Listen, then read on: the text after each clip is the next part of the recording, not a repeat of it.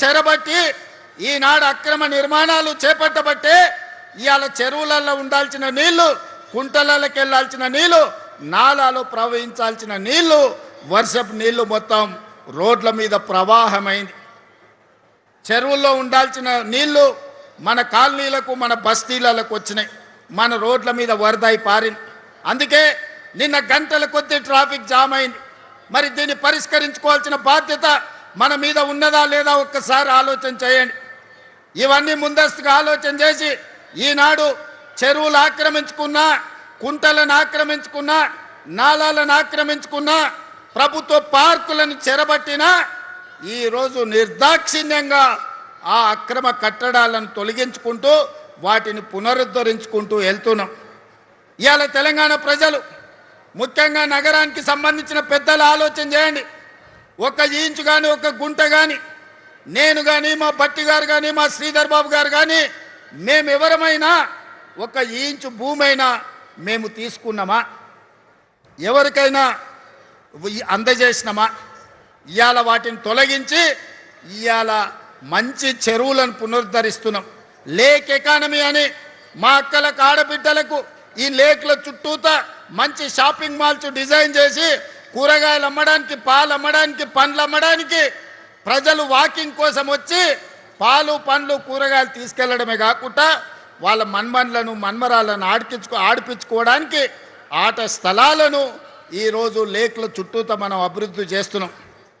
రాజేంద్ర నగర్లో బుమరక్ దౌలా అని నిజాం సర్కార్లో ఉన్న గొప్ప చెరువును ఆక్రమించుకుంటే ఆక్రమణలు తొలగించి ఈరోజు పునరుద్ధరించినాం. ఈ ప్రాంత యువకులు రాజేంద్ర నగర్ వైపు పోయినప్పుడు బుమరక్ దౌలా చెరువు ఎట్లా అభివృద్ధి చెందిందో చూడండి.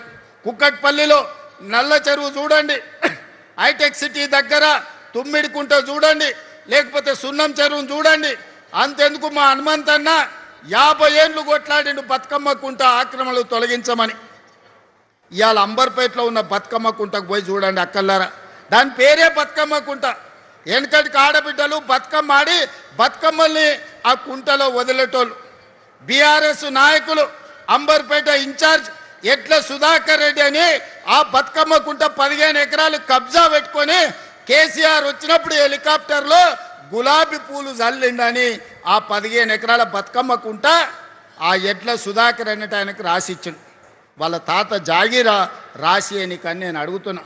ఆడబిడ్డలు బతుకమ్మలు ఆడుకొని బతుకమ్మలు వదిలే బతుకమ్మ కుంటను దుర్మార్గులు చెరబడితే ఈనాడు నిర్దాక్షిణ్యంగా ఆ అక్రమార్కుల పని బట్టి ఈనాడు బతుకమ్మ కుంటను పునరుద్ధరించడం.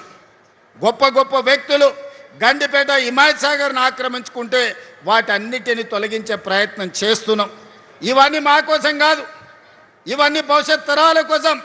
ఈనాడు ఢిల్లీ చూడండి, కాలుష్యంతో బడులు బంద్ అయినాయి, పార్లమెంటు బంద్ అయింది, ప్రభుత్వ కార్యాలయాలు బంద్ అయినాయి.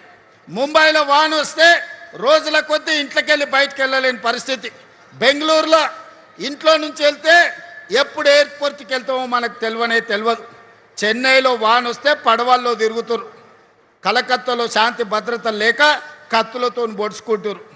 మరి ఇన్ని నగరాల నుంచి మనం ఏదైనా నేర్చుకోవాల్సిన అవసరం ఉందా లేదా చూడండి.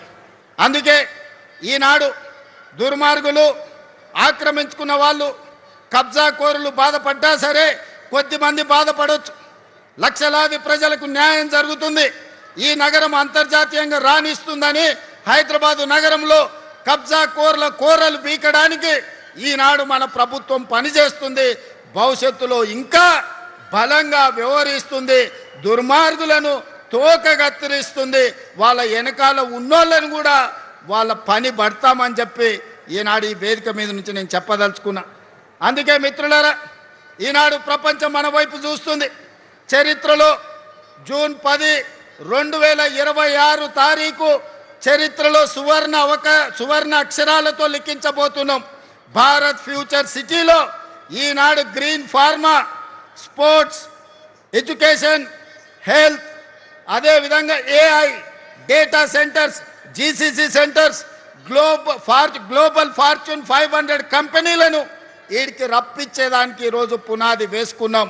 పోయిన డిసెంబర్లో గ్లోబల్ సమ్మిట్ ఇక్కడనే ఏర్పాటు చేసినాం. ప్రపంచ దేశాలను